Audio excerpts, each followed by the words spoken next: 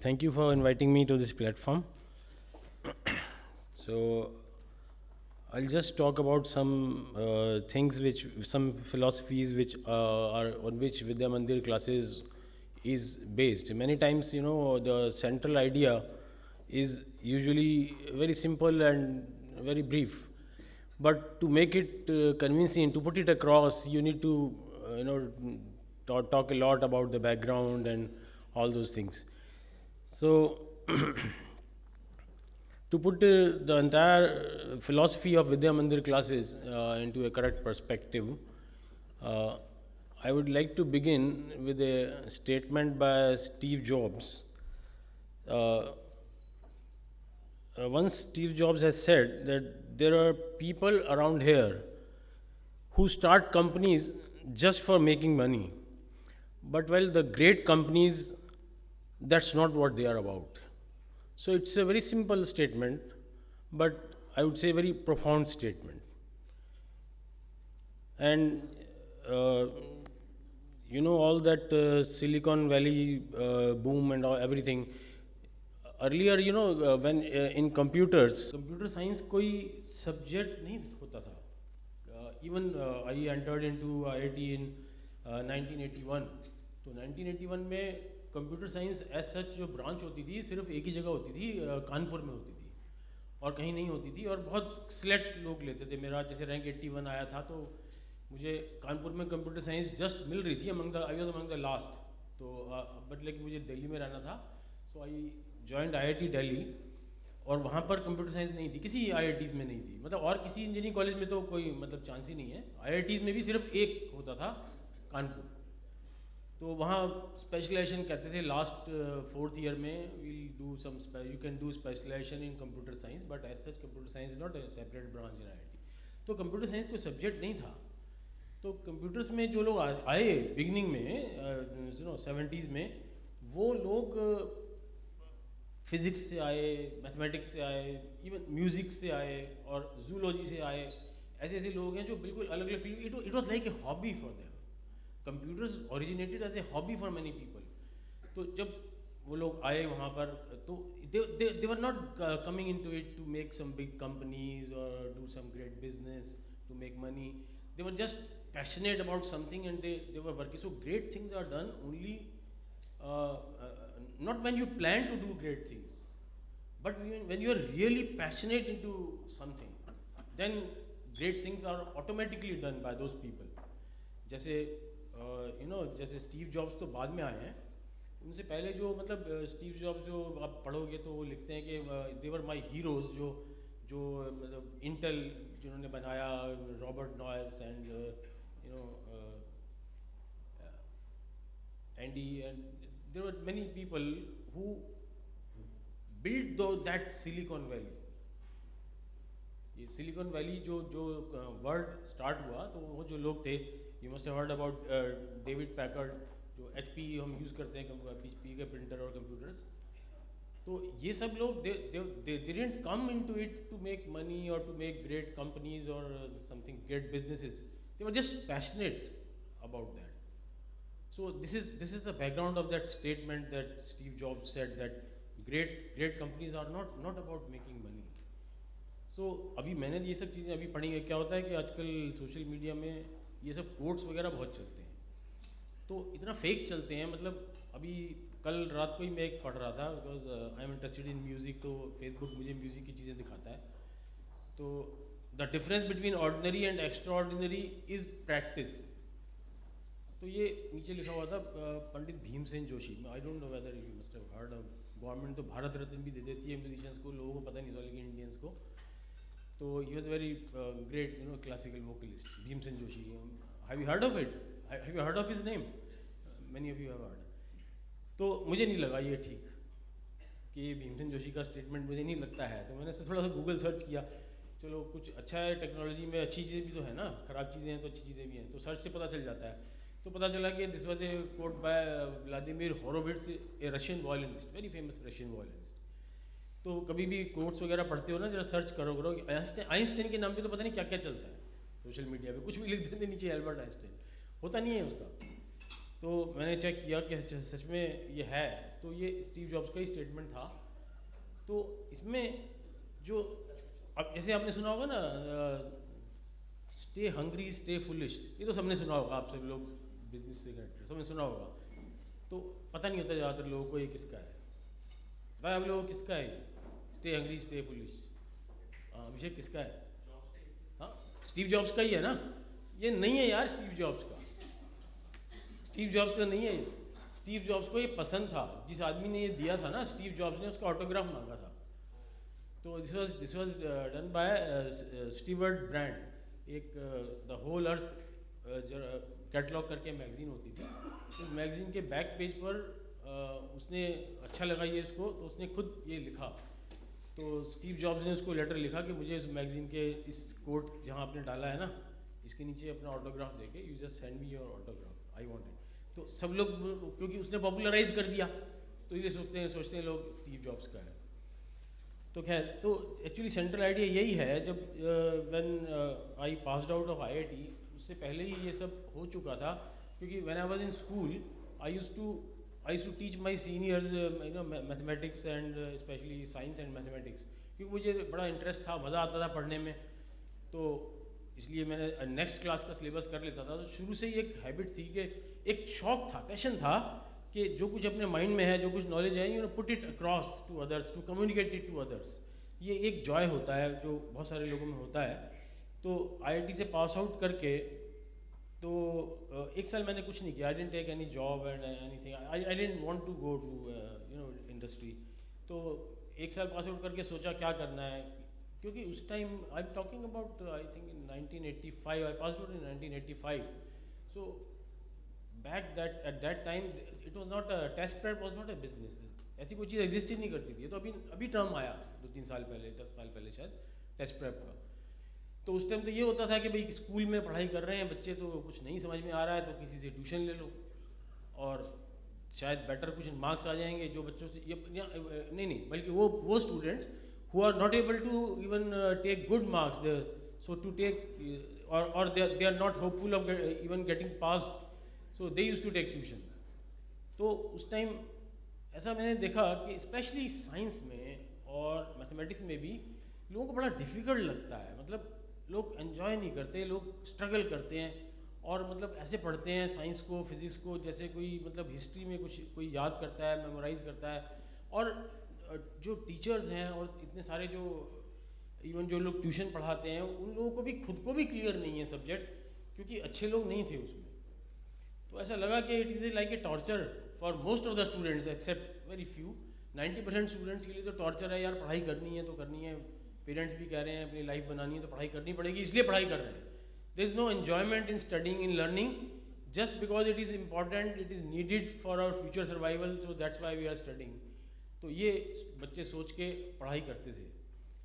तो ऐसा लगा कि ये शायद I can make you know lives of students better अगर आप इसमें जाते हैं तो इसलिए लगा कि यही काम करना है, चाहे इसमें कोई फ्यूचर है नहीं है, अर्निंग है, कोई बिजनेस की तरह है, ये क्या है, कभी सोचा ही नहीं।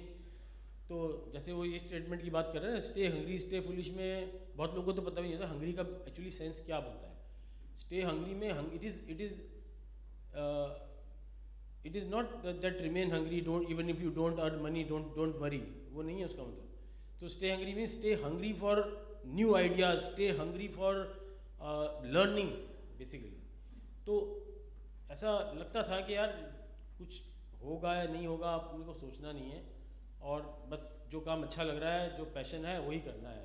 तो पैशन ये है कि स्टूडेंट्स को पढ़ाना है, और ये अच्छा लगता है कि उनको जब कुछ पढ़ाते हैं, कुछ उनको समझ आता है, उनको कुछ मज़ा भी आता है। ये कॉन्सेप्ट ही नहीं था कि पढ़ाई करने में मज़ा आता है। मैं सच बता रहा हूँ, ये कॉन्सेप्ट ही नहीं था। जितने भी स्टूडेंट थे, कभी किसी स्टूडेंट ने देखा ही नहीं कोई ऐसा स्टूडेंट। कोई भी स्टूडेंट टॉपर भी होता था ना, उसको मज़ा आता था टॉप करने में, इसलिए वो पढ़ाई करता था, बेस्ट होने में मज़ा आता था। तो ये कॉन्सेप्ट नहीं था कि लर्निंग में मज़ा आ रहा है, पढ़ाई करने में मज़ा आ रहा है। मुझे कहा ये कॉन्सेप्ट होना चाहिए, ऐसा कुछ लोगों को पता चलना चाहिए। तो इसलिए शुरू किया। हालांकि बड़ा अजीब लगा बहुत लोगों को कि यार आईआईटी से पास आउट हुए हो तो कहीं यूएसए जाके कुछ पोस्ट ग्रेजुएशन करो, या कोई बड़ी कंपनी बनाओ, या कुछ बड़ी कंपनी के सीईओ बनो, कुछ अच्छा काम करो। तो कहाँ चक्कर में पड़ गए, ट्यूशन पढ़ा रहे लोगों को बैठ के। कोई अभी तुम्हारा पैसा भी नहीं कमा रहे हो, इसमें क्या क्यों कर रहे हो काम?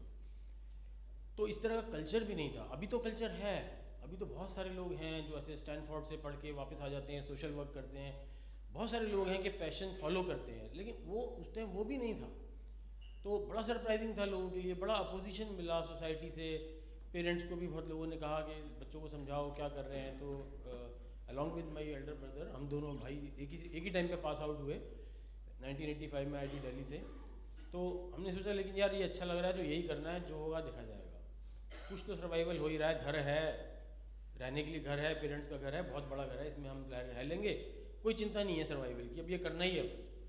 तो हम लोग लगे रहते थे खुद ही, मतलब ने 10-11 स्टूडेंट से शुरू किया। There was small room between ground floor and first floor in our house in West Punjabi Bagh. I am staying in that at that location only right now, but it's a new building now. तो उसमें एक छोटा सा room था जहाँ पर 10-11 student से ज़्यादा की स्पेस नहीं थी। तो हमने वहाँ शुरू किया, जस्ट एक बोर्ड, एक ब्लैक बोर्ड भी नहीं शुरू किया, एक ब्लैक बोर्ड पेंट आता था, वो पेंट एक वॉल पे करके। तो वेरी स्मॉल स्केल के आसपास के जो स्टूडेंट्स थे, अराउंड 11 स्टूडेंट्स का फर्स्ट बैच था 1987 में। 1985 में हमने पास आउट किया था IIT से। तो वो जो स्टूडेंट्स थे, फर्स्ट 2 स्टूडेंट्स, तो हमारा एक यंगर ब्रदर था और एक और हमारा उसका फ्रेंड था, जो दे आर को founders in Vidya Mandir right now. Later on they joined us in Vidya Mandir. तो 11 स्टूडेंट्स थे, तो एक फ्रेंड सर्कल था कुछ लोगों का जो आसपास ही रहते थे वेस्ट पंजाबी बाग के, वो लोग आ गए थे। तो वो जो फर्स्ट बैच था, और उस टाइम बहुत कम सीट्स होती थी IIT में, आई थिंक 2000 सीट्स भी नहीं होती थी, अभी तो 7000 से भी ज़्यादा सीट्स हैं। बहुत कम लोग IIT में जाते थे। एक स्कूल में पूरी क्लास में आई थिंक 10% लोग प्रिपरेशन करते थे, ज़्यादा लोग प्रिपेयर भी नहीं करते थे। सोचते थे यार ये क्लास में ये बच्चे हैं बड़े ब्रिलियंट हैं, IIT की तैयारी कर रहे हैं, हमारे बस का तो नहीं है। फॉर्म ही नहीं भरते थे लोग IIT का, तब की बात बता रहा हूँ। तो 11 स्टूडेंट्स का ग्रुप बनाया और उनको पढ़ाया, तो पता चला कि बहुत इतना अच्छा लग रहा था लोगों को पढ़ाई करना।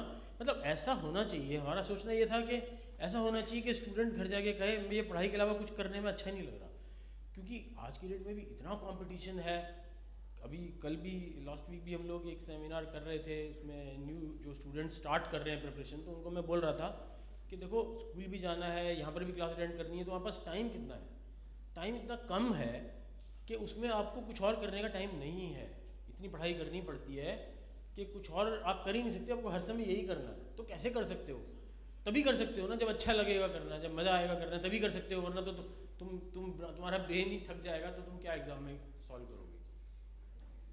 तो उन लोगों को अच्छा लगा पढ़ाई करना, तो एंड जो भी उनके दोस्त थे सब लोग चाहते थे विद्या मंदिर में आना। तो with in a couple of years, मतलब 87 में हमारा ये स्टार्ट हुआ फर्स्ट बैच फॉर्मली। 86 में भी कुछ लोग आते थे पढ़ने, बट ये जो मैं 11 स्टूडेंट्स का बैच कर रहा हूँ, ये 87 में स्टार्ट हुआ। तो 2 ईयर प्रिपरेशन करके 89 में फर्स्ट रिजल्ट आया था विद्या मंदिर का। तो 11 में से एक स्टूडेंट तो मेडिकल का था, बाकी 10 के 10 स्टूडेंट्स IIT में सिलेक्ट हो गए।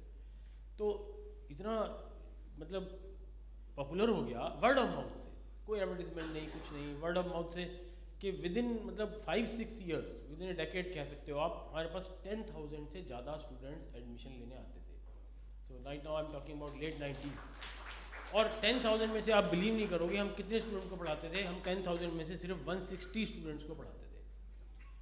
जैसे अभी मुझे अभिषेक ने भी हमारी टीम में अभिषेक शर्मा आए हुए हैं, अपने अभी थे भी थी, उन्होंने बताया कि क्यों कोई पूछ रहे थे कि ऐसा कैसे हुआ कि आपकी कोचिंग में एडमिशन लेने के लिए भी कोचिंग होती थी। वो इसलिए हुआ क्योंकि जब 10,000 स्टूडेंट्स आ रहे हैं एडमिशन लेने के लिए और हमें लेने 160, तो ऑब्वियसली इतना टफ कंपटीशन है कि कुछ लोगों ने यही शुरू कर दिया कि विद्या मंदिर में भी कैसे सिलेक्ट करेंगे उनको, तो एंट्रेंस टेस्ट लेना पड़ेगा।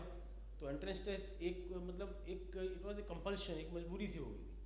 तो there were many teachers who started taking tuitions for the coaching for entrance test. तो उनके पास डेटा होता था, पुराने पेपर्स वगैरह ले लेते थे कहीं से। तो क्यों ऐसा होता था कि हम इतने कम लोग, तो स्टे फुलिश वाली बात है शायद वो, कि ये लोग कहते हैं बेवकूफ़ हो यार, तुम इतने सारे स्टूडेंट आ रहे हैं, तुम क्यों इतने कम स्टूडेंट्स को पढ़ा रहे हो। Because we were so conscious of the quality के जो हम चाहते हैं, जो हमारा मिशन है, उस मिशन को पता नहीं कोई और, if we hire more teachers they can understand और नॉट। उस टाइम तक भी I am talking about late 90s और बिगिनिंग ऑफ 2001-2002, बहुत अच्छे लोग नहीं आते थे कोचिंग में तब भी। ये तो अभी हुआ पिछले 10 साल से, जब इतना ज़्यादा मतलब सैलरीज हो गई, इतना कुछ ये एक बिजनेस की तरह, इंडस्ट्री की तरह हो गया, तब बहुत सारे लोग आने लग गए हैं इसमें। तो we didn't want to hire any teachers, हम कहते थे हम खुद ही पढ़ाएंगे और तभी क्वालिटी मेंटेन रहेगी, जो हमारा जो विद्या मंदिर जिस चीज़ के लिए जाना जाता है वो तभी रहेगा। तो ये हमारा 160 स्टूडेंट्स वाला जो था, ये ऑलमोस्ट मतलब 2007 तक चलता रहा। मतलब 10,000 से 15,000 हो गया, मतलब जो कैंडिडेट्स आते थे एडमिशन लेने के लिए।